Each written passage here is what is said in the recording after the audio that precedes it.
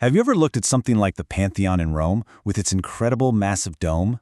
Or those aqueducts that are still standing after 2,000 years and just wondered, how? How have they survived earthquakes, the sea, and literally thousands of years of history? Well, the answer lies in their amazing concrete, and it holds a pretty revolutionary secret. This wasn't lost on the Romans themselves. This quote here is from Pliny the Elder, way back in the 1st century. He was just in awe of what they were building. And pay attention to that last part, every day stronger. Think about that. He's saying it didn't just last, it actually got better with age, especially when it was getting battered by the elements. This stuff was legendary even back then. And this slide really puts that legend into perspective. On one side, you've got Roman structures, still with us after millennia. On the other, our modern concrete, which, can start to break down in as little as 50 years, sometimes 100 if we're lucky. That huge gap has been a puzzle for scientists for a very, very long time. So for a long time, the go-to explanation seemed pretty simple.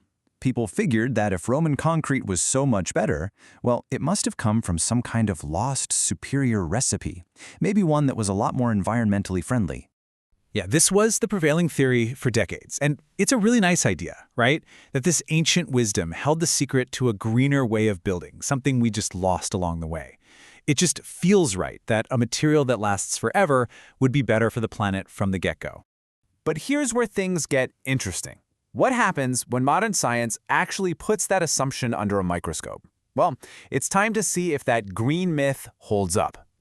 This really is the big question. Because if the Romans figured out a low-emissions recipe, that could literally change everything for construction today. So, what's the verdict? And the answer is a pretty shocking no. It's a huge twist in the story. Researchers like Daniela Martinez actually modeled the whole process. And what they found was that since both recipes, ancient and modern, have to heat limestone to get started, the initial CO2 emissions are almost identical. In fact, sometimes the Roman method might have even been a little bit higher. So just like that, the green myth was busted. Okay, so if the secret ingredient wasn't a low-carbon footprint, then what on earth was it? Well, the truth is way more clever and, honestly, so much cooler. It wasn't about how the concrete was made, it was about how it lived. It turns out Roman concrete wasn't just strong, it was almost alive. Thanks to the incredible work of researchers like Admir Mosik at MIT, we finally understand that the Romans actually designed a material that could heal itself. And the secret was this process called hot mixing. See, for a long time, people thought the Romans used slaked lime, which is basically lime you've already mixed with water to make a paste.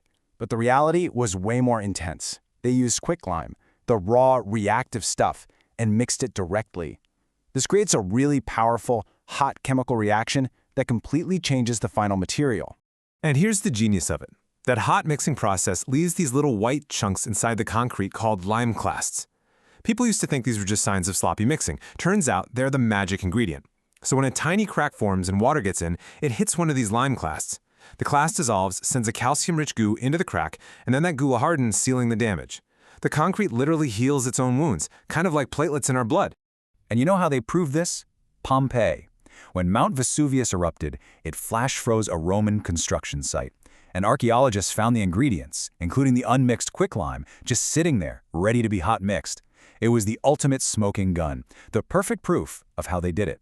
So, that original green myth was wrong about how the concrete was made.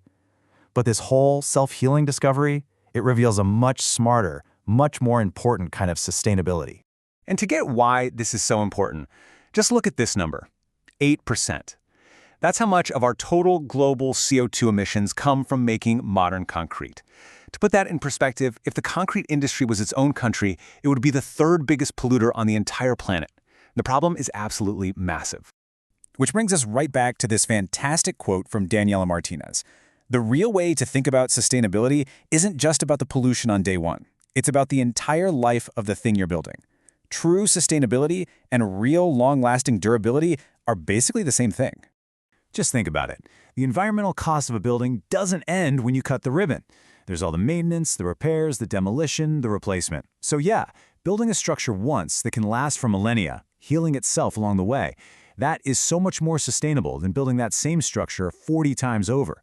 That is the real green dividend of Roman concrete. Now, this isn't just a cool history lesson. This incredible 2,000-year-old technology is actually being brought back to life to help us solve some of today's biggest problems. Meet Diamat. This is a company that was co-founded by Admir Mazik, the scientist who helped crack the code. Their whole mission is to take these lessons from ancient Rome and apply them to the 21st century, to make modern, self-healing materials. And here's the best part. Their technology is designed so that existing concrete plants can use it without having to buy a bunch of expensive new equipment. It makes this ancient wisdom a real, practical option for today. So we started this whole thing with an ancient mystery, and we ended up with a cutting-edge modern solution. It just goes to show you that sometimes the most revolutionary ideas aren't new at all. They're just buried in the past, waiting for us to dig them up again. It really makes you wonder, what other secrets are out there just waiting to be rediscovered?